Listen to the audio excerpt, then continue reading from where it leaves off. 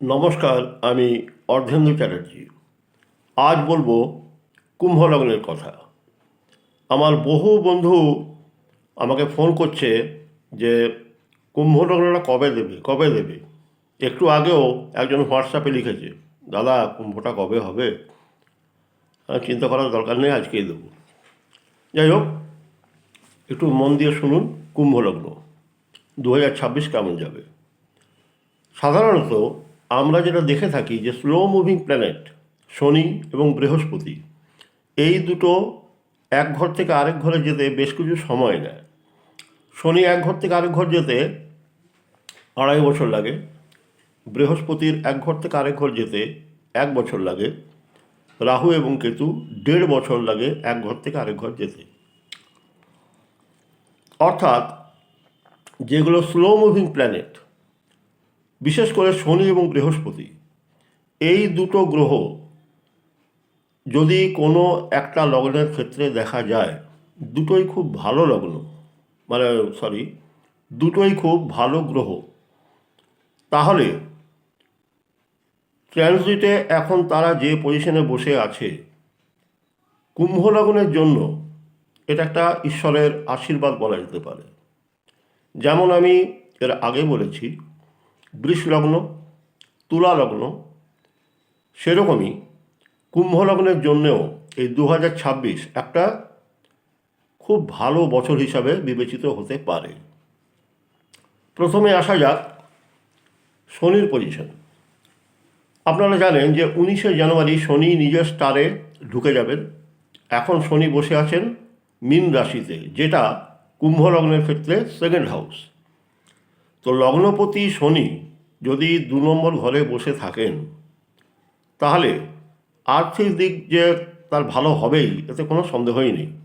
হ্যাঁ, এটা আপনি বলতেই পারেন যে শনি যেহেতু শনি স্টারে আছে, তাহলে 1 নম্বর ঘর মানে লগ্ন এবং 12 নম্বর ঘর দুটোরই রেজাল্ট দেবে।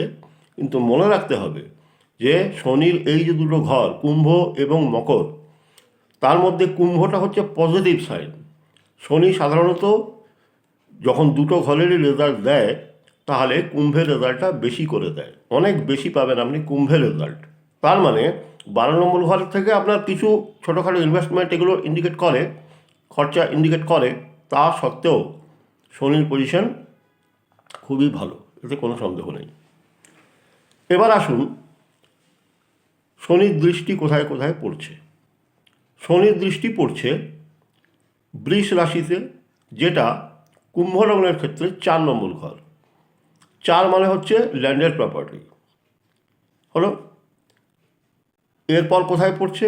কন্যা রাশিতে, যেটা কুম্ভ লগ্নের ক্ষেত্রে 8 নম্বর ঘর। আর কোথায় পড়ছে? যেটা ধনু রাশি, অর্থাৎ কুম্ভ লগ্নের ক্ষেত্রে সেটা 11th হাউস। তার মানে 4, 8, 11।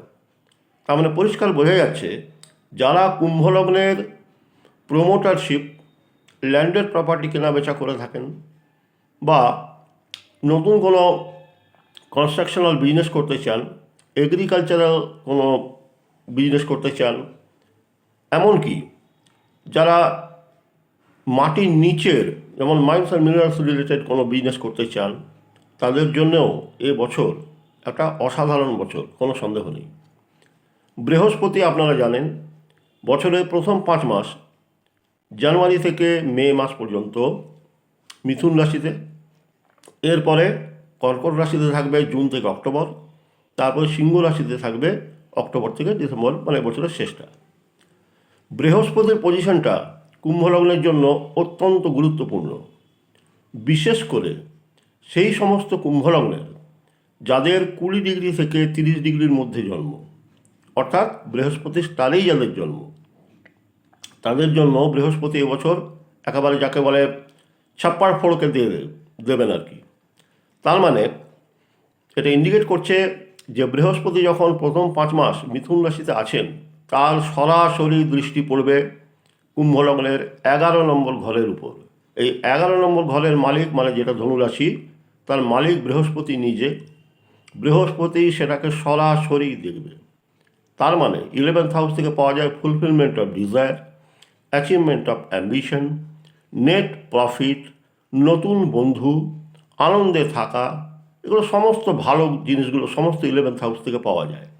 তার মানে বুঝতেই পারছেন যে 11th হাউস যদি আপনার পাওয়ারফুল হয়ে যায়, আপনার অনেকগুলো ইচ্ছে পূরণ এবছর হতে চলেছে। বৃহস্পতি কুম্ভলগ্নের জন্য অত্যন্ত গুরুত্বপূর্ণ এই কারণে যে বৃহস্পতি নিজে 2 নম্বর ঘরের মালিক, যেটা হচ্ছে house of finance, house of family as a whole. তাহলে ফ্যামিলি ক্ষেত্রে বা ফাইন্যান্সের ক্ষেত্রে এবং 11th হাউস থেকে মানে আপনার ইচ্ছে পূরণ, আপনার ডিজায়ার ফুলফিলমেন্টের ক্ষেত্রে বৃহস্পতি অত্যন্ত গুরুত্বপূর্ণ। এজন্যে বৃহস্পতির দৃষ্টি প্রথম 5 মাস থাকছে আপনার 11th হাউসের উপরে, পরের 5 মাস মানে জুন থেকে অক্টোবর থাকছে আপনার 2nd হাউসের উপরে, আবার লাস্ট যে 2 মাস আবার 11th হাউসের উপরে থাকবে। তার মানে কখনো 2 কখনো 11, এই দুটো ঘরের যে মালিক বৃহস্পতি, দুটো ঘরকেই একবার এটা একবার ওটা, একবার এটা একবার ওটা, এইভাবে দেখতে থাকবেন।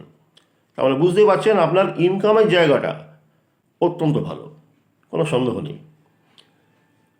আমি বলতে চাইছি যে যেহেতু কুম্ভলগ্নের ক্ষেত্রে শনি এবং বৃহস্পতি এই দুটো মেজর হাউস, মেজর যে প্ল্যানেট, দুটো প্ল্যানেটই অত্যন্ত শুভ, এই জন্যে এদের এই বছরের একটা দারুণ অবস্থান কুম্ভলগ্নের ফাইন্যান্স ক্ষেত্রে একটা অসাধারণ রেজাল্ট দিতে পারে। হ্যাঁ, এবার চলে আসুন 4th হাউস। 4th হাউসের উপর শনির দৃষ্টি থাকছে, কিন্তু বৃহস্পতির দৃষ্টি থাকছে না। 4th হাউস থেকে পাওয়া যায় প্রাইমারি এডুকেশন। এবারে প্রাইমারি এডুকেশনের উপর শনির যে দৃষ্টি, তার মানে অনেকগুলো লগ্নের আগেও আপনাদের বলেছি, যারা ছোটো ছোটো বাচ্চারা যারা প্রাইমারি এডুকেশনের সঙ্গে রিলেটেড স্কুল কলেজে পড়ে, তো তাদের প্রাইমারি এডুকেশন বছরও যথেষ্ট ডিস্টার্বড হবে। কারণ 4th হাউস থেকে আপনার এডুকেশন জায়গাটা পাওয়া যায়, আপনাদের টিচারকে আপনি পাবেন না, স্কুলে যাবেন টিচার নেই, পড়াশোনা হচ্ছে না, কোনো কারণে পরীক্ষা ক্যান্সেল হয়ে গেছে বা পিছিয়ে গেছে, বা কোনো টিচার মারা গেছেন, কোনো টিচার ট্রান্সফার হয়ে গেছেন, কোনো না কোনো একটা জটিলতা থাকতেই হবে। এই কারণে কুম্ভলগ্নের যারা জাতক জাতিকা, বিশেষ করে যারা ছোট বাচ্চারা যারা পড়াশোনা করছে প্রাইমারি এডুকেশনের সঙ্গে, তাদের ক্ষেত্রেও এই বছরটা আমি ভালো বলতে পারছি না। এরপরে আসুন, এই যে শনির দৃষ্টি 8 নম্বর ঘরে পড়ছে আপনার 8 নম্বরে কুম্ভলগ্নের, এই 8 নম্বর ঘরকেও বৃহস্পতি কিন্তু প্রোটেক্ট করতে পারেনি। 8 নম্বর ঘর থেকে পাওয়া যায় প্রপার্টি যেগুলো বা ইনকাম যেগুলো আপনার নয়। হঠাৎ কেউ আপনাকে উইল করে কিছু দিয়ে গেল, আপনার পৈতৃক সম্পত্তি ভাগ বটোয়ারা হচ্ছে, কিন্তু তার পুরোটা আপনি পাচ্ছেন না, কোথাও না কোথাও একটা জটিলতা সৃষ্টি হয়ে আছে। এই জন্যে প্রাথমিকভাবে আপনার মনে হতে পারে, ও বাবা, এ তো বছরটা আমার ভালো যাচ্ছে না, আমার এটা পাওয়ার ছিল, এই প্রপার্টি আমার পাওয়ার ছিল। হ্যাঁ, পাবেন না কেন, নিশ্চয়ই পাবেন, কিন্তু অনেক লেটে হবে। অর্থাৎ গোটা বছর ধরে এটা একটা জটিলতা তৈরি করতে করতে করতে করতে হয়তো বছরের শেষের দিকে এটা ফাইনালাইজড হয়ে যাবে।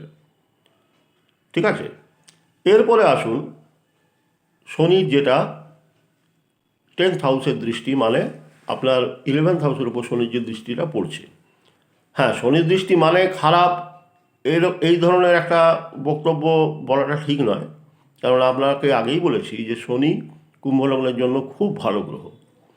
এবারে আপনার 11th হাউসের উপর শনির দৃষ্টি পড়ার মানেটা কী হলো, যে আপনি নিজে আপনার ইনকামের পথ খুলবেন। অর্থাৎ আপনি একটা নতুন ভেঞ্চার, নতুন কোনো বিজনেস, নতুন কোনো চাকরির সন্ধান বা নতুন কোনো আয়ের পথ নিজেই খুঁজে বের করে নেবেন। এই সঙ্গে একটা বলা দরকার, যেহেতু কুম্ভলগ্নের শনি হচ্ছে লগ্নপতি, কিন্তু শনি আবার 12 নম্বর ঘরেরও মালিক। 12 থেকে পাওয়া যায় ফরেন বা বিদেশ। এই কথাটা বলতে একটা জিনিস ক্লিয়ার করে দেওয়া দরকার, যেটা আমেরিকা, চীন, ভুটান, নেপাল বা বিদেশ এরকম ব্যাপারটা ভাববেন না, মানে আপনার জন্মস্থান থেকে দূরে কোথাও, সেটাই অ্যাস্ট্রোলজিতে ফরেন বা বিদেশ বলা যায়।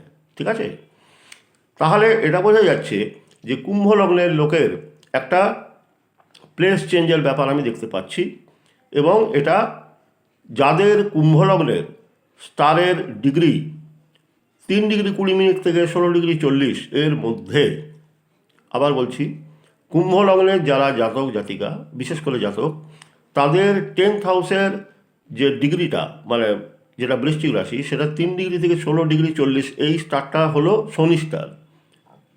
সুতরাং কুম্ভ লগ্নের যারা জাতক 3 ডিগ্রি 20 মিনিট থেকে 16 ডিগ্রি 40-এর মধ্যে যাদের জন্ম, তাদের প্রফেশনালের কাজের জন্য তাদের বাইরে যেতে হবে।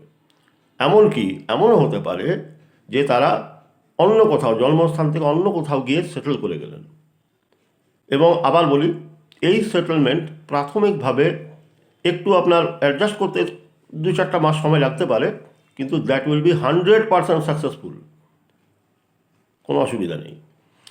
এবার আসুন বৃহস্পতি, যে আমি কথাটা বলছিলাম, যে আপনারা জানেন যে বৃহস্পতি প্রথম 5 মাস মিথুনে আছে। তাহলে মিথুনে থাকা অবস্থাতেই বৃহস্পতি এবং শনির কম্বাইন্ড দৃষ্টি পড়ছে আপনার 11th হাউসের উপরে। ইনকামের ক্ষেত্রে কোনো প্রবলেম নেই, কিচ্ছু অসুবিধা নেই। তাহলে ইনকাম হলো, ফাইন্যান্স হলো, আপনার বিজনেস হলো, এবং বাইরে গিয়ে বিজনেস করা বা তাতে সেটেল হয়ে যাওয়া, এটা ওয়েল অ্যাসিওর্ড।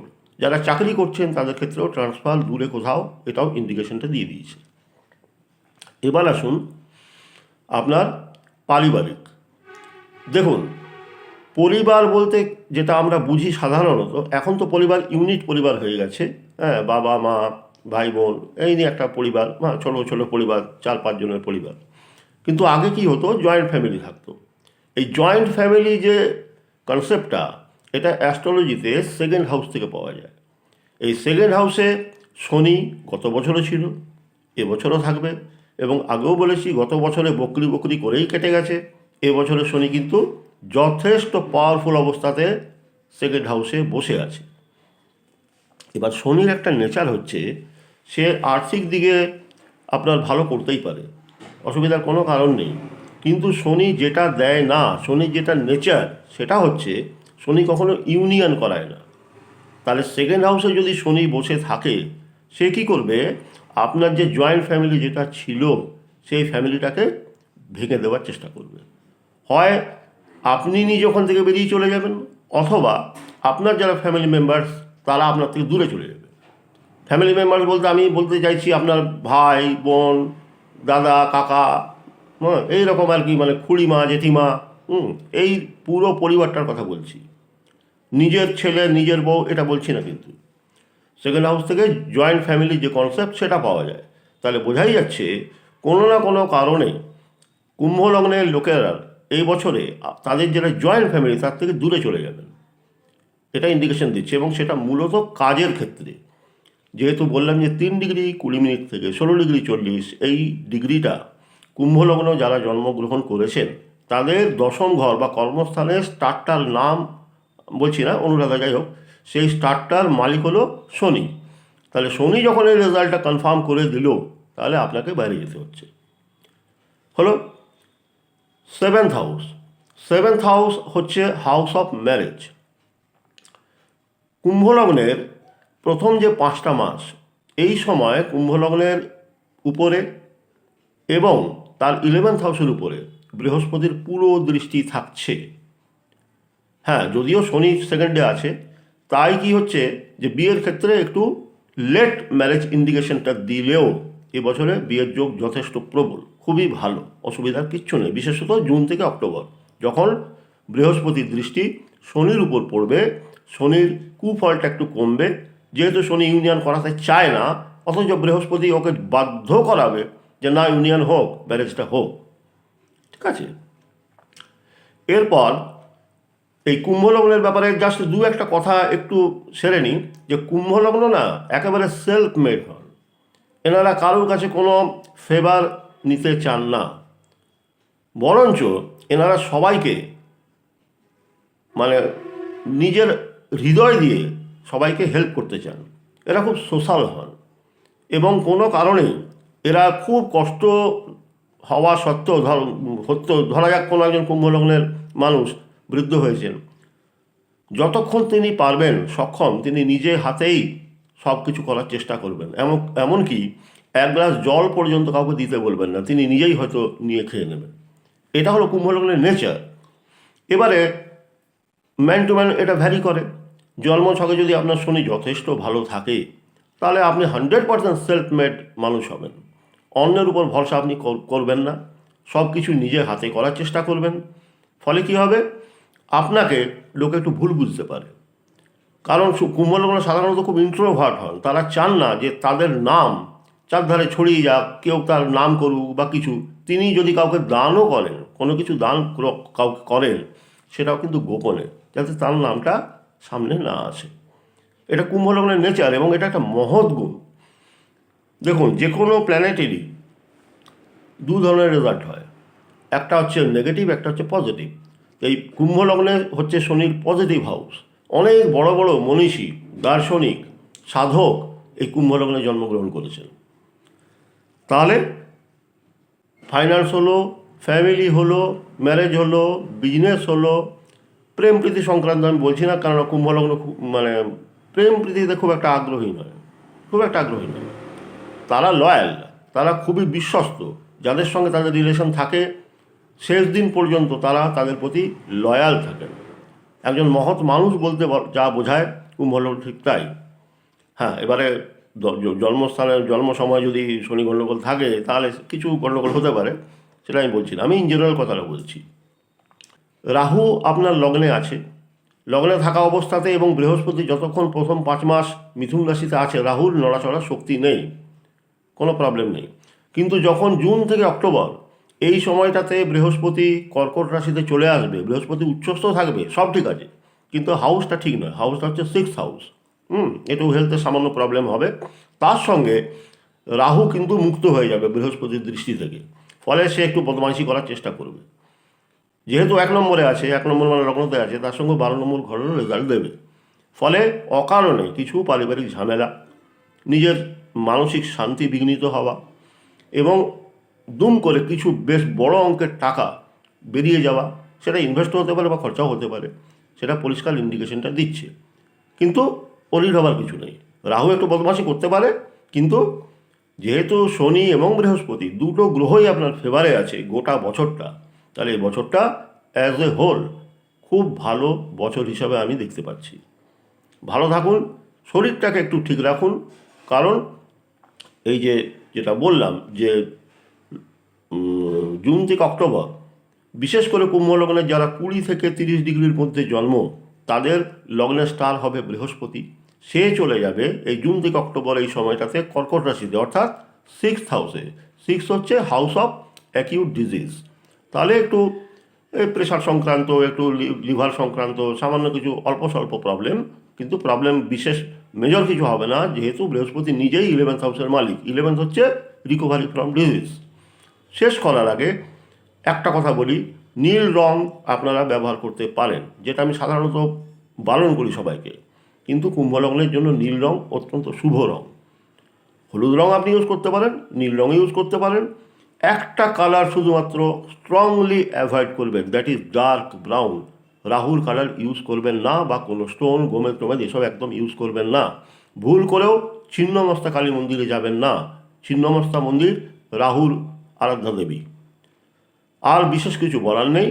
ভালো থাকুন, সুস্থ থাকুন, জল বেশি করে খান, সিজনাল ফ্রুটস এবং ভেজিটেবলস এটা খান, ইমিউন পাওয়ারটা বাড়ান, আর আনন্দে থাকুন। তাহলে আজ এ পর্যন্তই। এরপর আমি নিয়ে আসবো শেষ লগ্ন, মীন লগ্ন। নমস্কার।